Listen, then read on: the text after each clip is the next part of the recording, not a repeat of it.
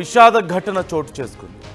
పెళ్లైన 8 నెలలకే భార్యాభర్తలు అనుమానాస్పద స్థితిలో మృతి చెందారు.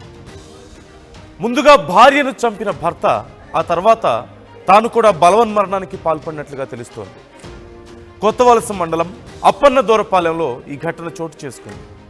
మృతులు చిరంజీవి వెంకటలక్ష్మిగా తెలుస్తోంది. వెంకటలక్ష్మిది వేపాడ మండలం దుంగడ. ఈ నేపథ్యంలో పోలీసులు కేసు నమోదు చేసుకొని దర్యాప్తు చేస్తున్నారు.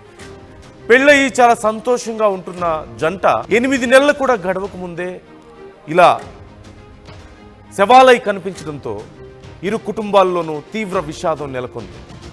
అయితే అసలు ఏం జరిగింది? ప్రాథమికంగా అక్కడ ఉన్నటువంటి అనుమానం ప్రకారం, కొంతమంది అనుమానిస్తున్న విధానం ప్రకారం చూస్తే ముందుగా భార్యను కడతేర్చి ఆ తర్వాత భర్త కూడా బలవన్మరణానికి పాల్పడ్డాడంటూ తెలుస్తోంది. ఎగ్జాక్ట్గా ఇదే జరిగిందా, ఇంకా ఏదైనా కారణం ఉందా, ఇంకా ఏదైనా జరిగిందా అనేది తెలియాల్సి ఉంది. ప్రాథమికంగా ఈ రకంగా అనుమానిస్తున్నటువంటి పరిస్థితి కనిపిస్తోంది.